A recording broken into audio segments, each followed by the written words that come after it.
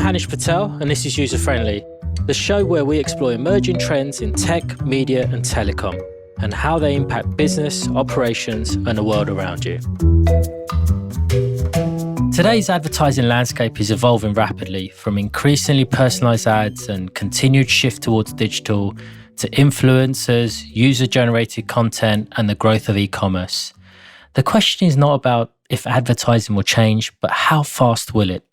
On today's episode, we'll explore the current state of advertising and what we might expect for the future.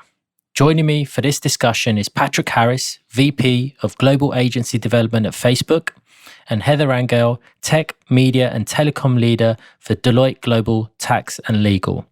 Patrick, Heather, real pleasure to have you on and welcome to the show. Great to be here. Thank you for having me. Appreciate it. Absolute pleasure. I'm looking forward to this one. And, I'd really like to kick off the episode by asking you, to the both of you actually, what comes to your mind when you think about advertising today?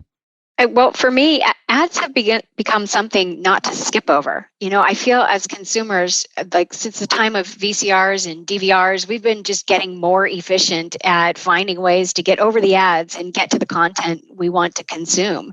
But nowadays, ads have become part of the experience for us. And in that shift, ads really have to be brought to life right at the very intersection between humans and technology, which is being redefined as we speak. Patrick, your thoughts? I would add, in almost the 20 years that I've been working in the digital advertising business, we've seen a few periods where you have these tectonic shifts that really happen within our ecosystem. And if I look back and reflect on, what we were all doing in the year 2000, do all of you guys remember Y2K and what the web looked like then? And we were creating this new supply chain for how the digital ads and digital ads economy was going to evolve. And then if you fast forwarded to 2010 to 2012, you really saw the rise of mobile social beginning to take shape. And there was a whole new language that we had to learn as advertisers, as marketers, as platforms. And I think if you look at where we are today in 2020, we have this really unique opportunity where there is a tremendous amount of digital transformation going on. And it's not just talk of digital transformation, it is real transformation of business. And this notion of privacy and personalization are really coming to the forefront. And I think it's helping reshape, how consumers use technology, but ultimately how businesses can attract consumers to their products and services. And I think advertising in general is really a force multiplier and a force for good for both people as well as businesses. As you were saying that, you kind of had me on a trip down memory lane, right? In terms of where it was in 2000 and then the shift to mobile. And I think about, Heather, what you said about experience, and it kind of drives me to kind of where I'd like to go next, actually, is, you guys talked about us getting more and more used to it and a part of the experience. I mean, I certainly think we as consumers are much more in tune with advertising. And I think, frankly, actually increasingly expect a more kind of clear added value when we're exposed to it and want our ads to be that more relevant or more entertaining. And when you think about it from that perspective, to that end, how can advertisers actually best plan to even address these demands? As you kind of talked about that shift from where we were, say, 20 years ago to where we are now. And Heather, as you're talking about the experience and being part of the experience, as an advertiser, how do you plan for that? Yeah, I mean, advertisers can be as creative as they want, but if they're not serving me up something at the right time in the right place, at best it will be ignored, and at worst it will annoy me, right? So I think what we're seeing is really moving from this place of personalization to personal agency. And as we move more towards that place where I can have more control and more of a voice into what appeals to me, then let the advertisers dial it up from there. That's what we're talking about here. And that's where that experience really comes to life for us. What we want to avoid in all of this kind of shifting and chaotic landscape, especially around regulations, which isn't going to stabilize anytime soon for dozens of reasons, is accidentally preventing really helpful ads from getting to the very people who need them. We don't want ambiguity in regulations to imperil content that's really intended to help the very communities that these regulations are meant to protect. So we have to be careful to avoid the unintended consequences of actions optimized just for one thing that doesn't contemplate the potential impact on the other parts of the system. And that's when the beauty of this whole ecosystem will really come to life for us. I agree, Heather. And one of the things I would add is, the formula for success for clients and for advertisers, it really hasn't changed. I think the same best practices will always hold true, which is having really clear business objectives, having great creative quality that's accretive to what consumers expect to see in different environments, whether they're on their mobile device, whether they're watching TV, whether they are traveling again, like I hope we all are someday in the near future, and looking at that ad on the subway, and really about reducing friction. I think the biggest change we see today, though, and where more personalized ads, I think, can be a real benefit and aid for consumers, is that there's a really high quality bar to make ads and experiences, feel as good as the recommendations that you might get from a friend or from a family member or from a colleague. And so I think the burden on advertisers today is really about to delight consumers, help consumers discover new products and services that, will make their lives better or serve a need that's unmet today, and doing it in a way that's authentic and real for people. And I think in many ways, the shift that I see and the tectonic shift that we talked about from, the year 2000 to today, is that I think the role that advertising will continue to play to help reignite the global economy as we're coming out of one of the worst health epidemics that we've ever faced, along with a global economic crisis. And ads as a force for good, and ads as a force to help unlock new economic opportunity for businesses of all sizes, I think is really critical. But at the end of the day, again, like I said at the top, the same is always going to hold true. It's about having great and clear business objectives, really awesome creative that stands out, and helping people find these unmet needs that so many of us have as consumers. Heather, you talked about the kind of getting it to a stage where it's, not having regulation impair the experience. And you also there, Patrick, touched upon the kind of the delightful experience and how a good advertising experience is there. I remember reading quite recently about your good ideas deserve to be found. Is that really kind of the hammer to the nail, so to speak, in terms of what you're both talking about? Well, the changes in the tech ecosystem, and along with all the laws and the regulatory headwinds, I think you're seeing all of these things accelerate, whether it's CCPA that came out of California. There's been multiple directives, GDPR, e-privacy in Europe, the browser changes that we're seeing, and some of the changes from the mobile operating systems like iOS 14. And all of these issues are really hard to disentangle. And I'm particularly concerned about the ability to use data to inform advertising and the massive impact it can really have on the digital ecosystem. And I think in a lot of ways, a lot of us welcome increased oversight and regulation, but I think we have to have smart regulation about what the new rules of the road are. Common taxonomies for things like, harmful content and different standards that many platforms should abide by. And again, I think this assault on, advertising not as a force for good, I think it's bad. I think in a lot of ways, having an open and free internet that is ad supported really helps not only businesses, but helps all people. And if all of a sudden we live in a world where the best content and the best information is only available to those that can afford it via a subscription service, then I think then we're missing an opportunity. We're missing a big opportunity, especially as we think about, 9 billion people on the planet by 2030, and bringing the right set of information, the right set of resources, and the right amount of technology to people. Fundamentally, I believe an ad-supported and an open internet is fundamentally good for people and good for the world.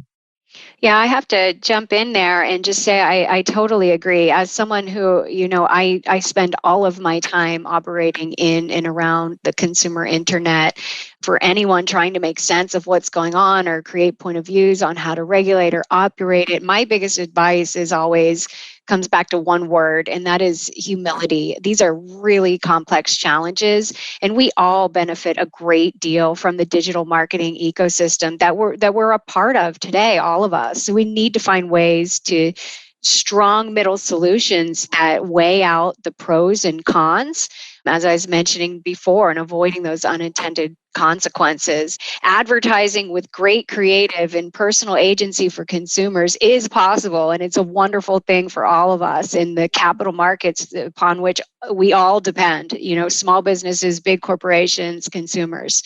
So I believe in that positive future as well. And Hanish, can I go back to a topic because you referenced the Good Ideas Deserve to Be Found campaign from Facebook. I'd love to just share a personal anecdote and a story. So, like many families in America, my family has subscribed to one major trend that has come out of the pandemic, which is we have acquired our very first pandemic puppy. There is a puppy in the Harris household, like so many other families around the country, where we've got our first puppy at home. And it's really interesting. A friend of ours right before the holidays, had sent us, me and my two daughters and my wife, this care package from a company that essentially puts the face of your dog onto socks. And this friend thought, wow, this would be a really great stocking stuffer for the Harris family. And it's this company called Pup Socks. And the URL is actually gopupsocks.com. But it goes back to this notion of like, delight and discover, and this personalization and having something that's playful, having something that's meaningful, and helping a company like Go Pup Socks really build a business around a new and emerging trend that is being subscribed to by so many families around the country. And, it's a small example, but it's one that is just so amazing to me because I think back 10 years ago, 15 years ago, 20 years ago, could a company like pupsocks.com actually go and compete with so many other companies that might be in the pet care space? And so this notion of discovery and being able to delight consumers, I think there's in many ways no better time to start a company or to be an advertiser. That's a great story there, Patrick. And actually talking about no better time, let's actually talk about what the world we're living in right now and the onset of the pandemic, right? I mean, we all relied more on e-commerce, certainly through this period, and we've been doing more so, and we've used social media a lot more to connect. And in many cases, a number of us probably dipped our toe into broadcasting our own content. With this as a bit of a backdrop, what do you guys think the future of ads will look like in the context of the world of influencers and user-generated content? Well, what I'm seeing on our side is incredibly exciting and creative 360-degree marketing campaigns that have not been able to exist before, that really bring power to the voices of the influencers.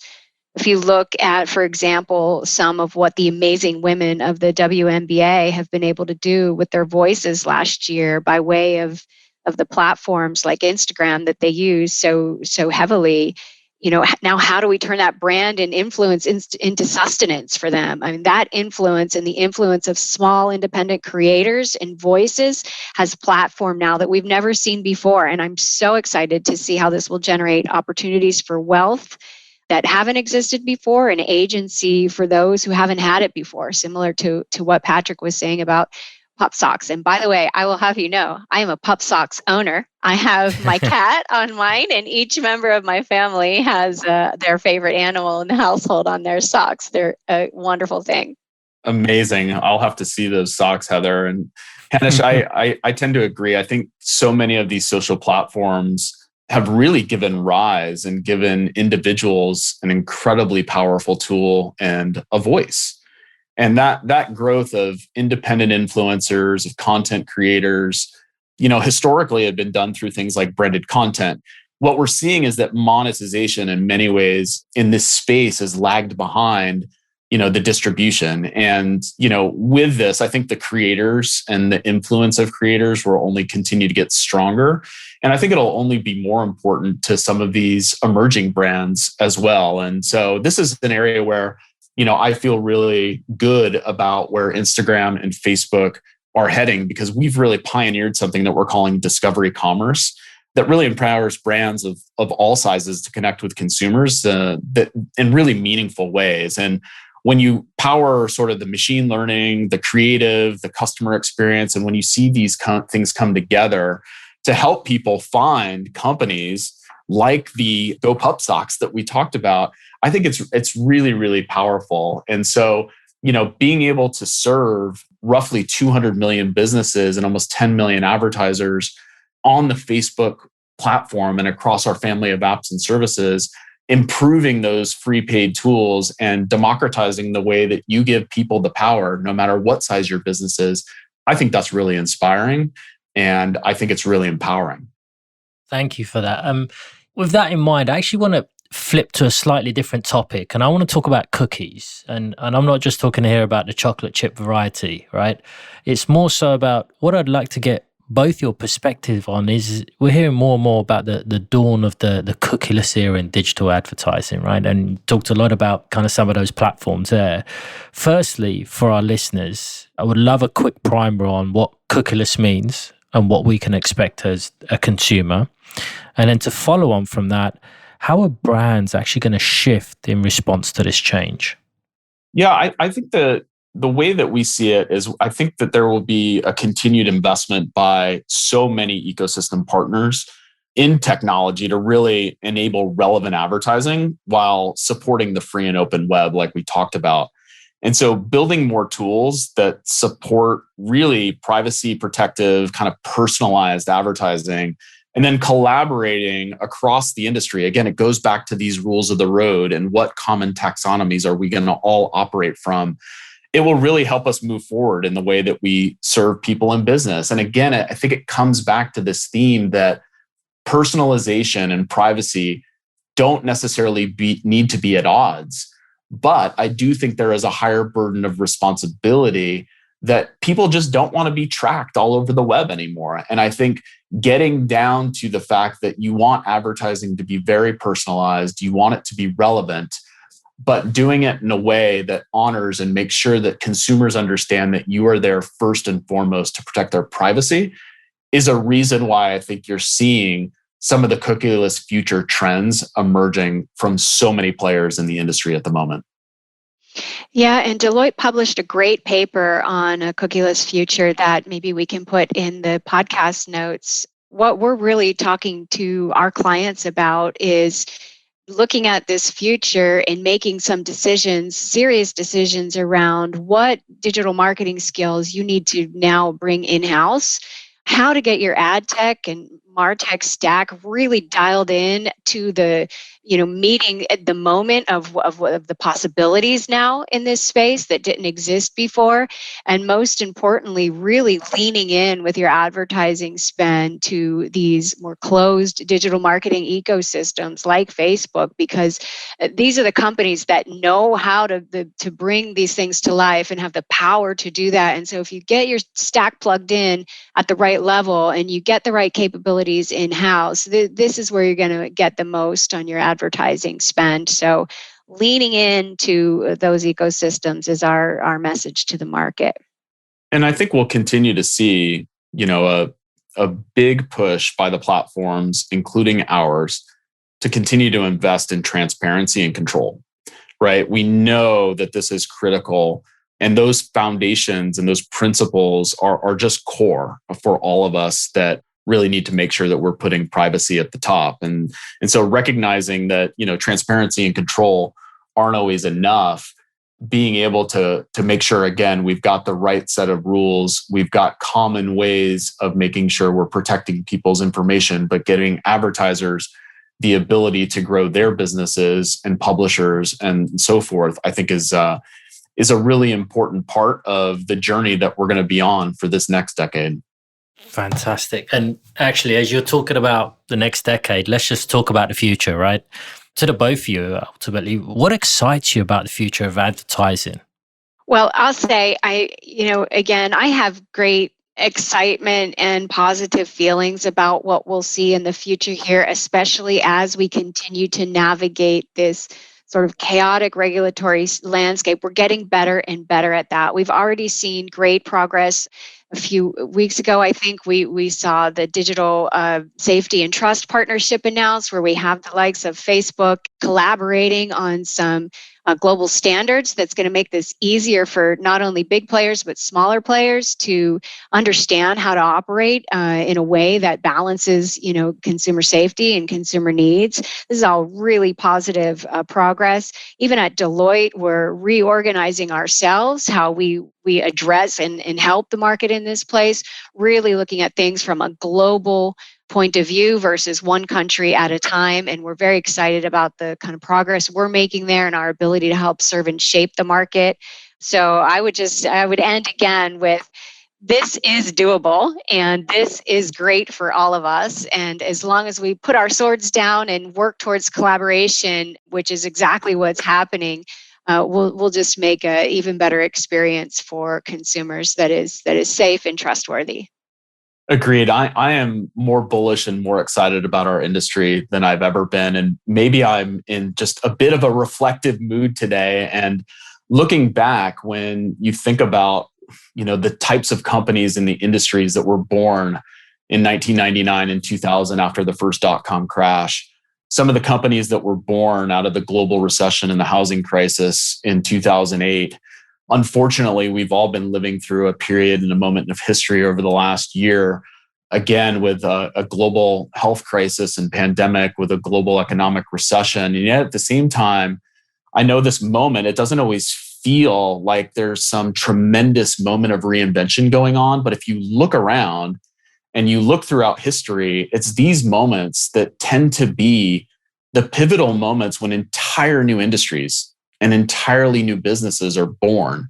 And so when I look at the creator and influence space, when I look at the short form video space, when I look at commerce just being more important than ever, helping businesses grow their business presence online and helping partners really bring the capabilities and the competencies to the ecosystems that unlock business growth and unlock global GDP. I just think the role that advertising plays in people's lives and in products and services as a way to help be a continued catalyst to really drive economic opportunity, that's something that is really inspiring to me. And so I tend to think as an eternal optimist that, the next decade will be better than the previous one or the one before that. But I think that there is so much to be excited about, not only regarding the trends that we're seeing today, but just knowing that there are these transformational shifts in computing power, in the devices that we carry, and in the way that we act and collaborate as global citizens around the world. I just think there's never been a better time to be an entrepreneur, to be a partner, or frankly, to be an advertiser. Thank you both for that. I mean, just listen to how you're articulating what the future could look like. It's certainly very exciting. And, when I think about some of the things that you started up front with, the tectonic shifts that have taken place and how customers are becoming more and more and consumers more in tune with advertising, and Heather, you touched upon the kind of the maximizing the experience, but still adhering to the elements of regulation in place, and the overall kind of desire for personalized and relevant advertising, but at the same time protecting privacy. It's a lot for advertisers and brands to think about as they engage with consumers. But what you guys have highlighted certainly shows that there's a real positive light at the end of this tunnel, so to speak, as we're moving hopefully outside of this pandemic world in the direction we're going in.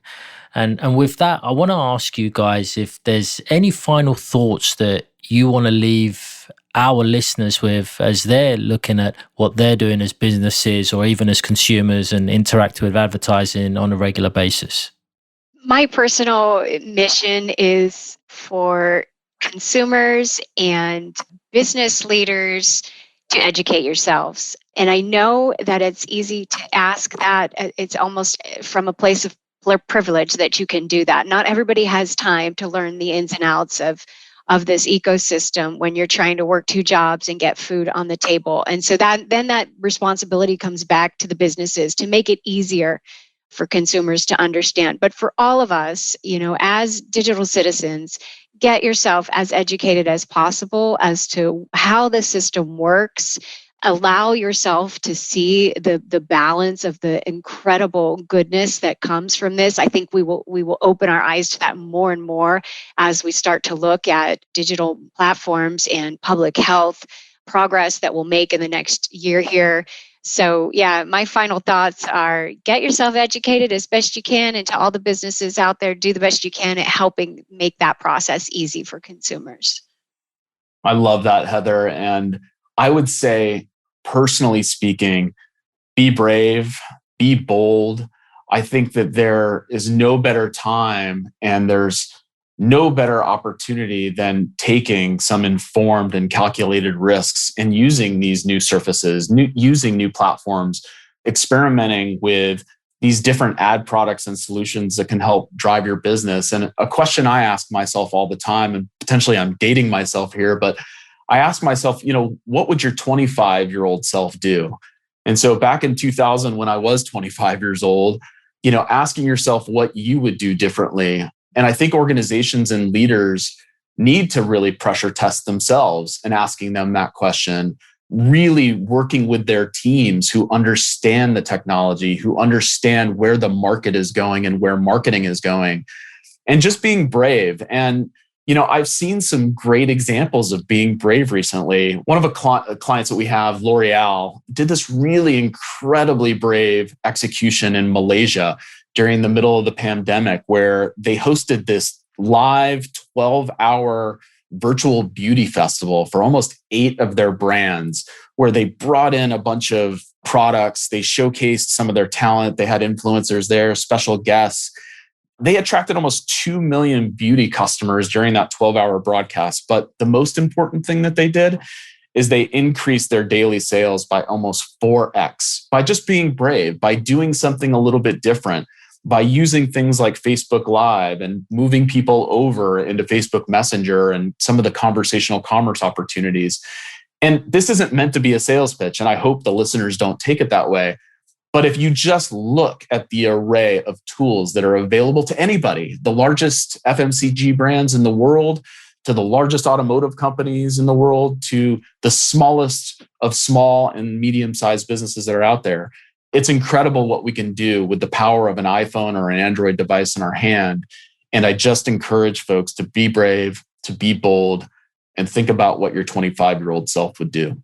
I love that, Patrick. That's, thinking about aging yourself. As we were preparing to do this podcast, I thought back, what's been the most impactful advertisement I've ever seen, or kind of my favorite? And I thought, oh, that's going to make me sound old, because I thought of the first commercial I ever remember seeing on TV. And that was 1979, the Coca-Cola commercial where Mean Joe Green throws a jersey to the kid and says, "Hey kid, catch it." This was a phenomenal commercial and like game changing for the NFL and Coca-Cola relationship. And so I just love how you brought out the hard facts of the increased sales of that effort by L'Oreal. No, absolutely. And I can't let you share your favorite without sharing my favorite, Heather. And so I'll probably date myself as well. But as somebody who is classic Generation X, who loves sports, in particular basketball, and has a high affinity for 80s and 90s hip hop and culture, I think the thing that has always stuck with me, and an ad I love the most, it came out of 1989 and it was featuring Spike Lee and Michael Jordan, and it's got to be the shoes, right? If you think about that ad, I remember as a kid, I had this unbelievable 7-foot poster in my room of Michael Jordan, and he's palming Mars Blackman, the character played by Spike Lee's head, and sort of holding him up. It almost looks like a giant Instagram story, to use an analogy for today. And it said under Michael Jordan's name, "Best on Earth." And underneath Spike Lee's Mars Blackman character, it said "Best on Mars." But you think about that type of execution, and it's still timely and relevant today. It transcended culture, right? You think about the role that sports plays now in the way that, brands are able to bring products to market. And you think about just these types of ads that have transcended business, have transcended culture, and endure and live on. And so if you haven't seen it for a while, go to your favorite video platform and just type in, "It's got to be the shoes." It's still an awesome spot, shot in black and white, classic Spike Lee. 1989. So I Will love that do. piece of work. Will do. That is brilliant. And thank you both for sharing those personal moments in terms of what your favorite adverts are. And it just made me think that when I asked that question earlier about how we as consumers want ads to be more relevant and entertaining, I probably forgot one of the most important parts is memorable, right? If you guys are stretching back an N number of years to remember those ads, they've got to be memorable, right? And that's where it's really impactful. So I can't close better than that, right? With you guys are telling your stories about ads. So all I can say is real big-hearted thank you to the both of you for joining me on the pod. Really insightful thoughts around where we have been around advertising, what's happening right now, and the evolution since the pandemic, and what the future actually looks like for brands and advertising and different platforms, and what we as consumers can expect going forward. So with that, a real big thank you to the both of you. And until next time, happy listening. Thanks for listening to User Friendly. To subscribe or listen to more episodes, search for Deloitte User Friendly in your favorite podcatcher or find us online at userfriendly.deloitte.com. If you like what you hear, please rate us on Apple Podcasts and leave a review. The opinions expressed by guests on this podcast belong to them and do not necessarily reflect those of Deloitte. This podcast should not be deemed or construed to be for the purposes of soliciting business for any of the companies mentioned, nor does Deloitte advocate or endorse the services or products provided by these companies.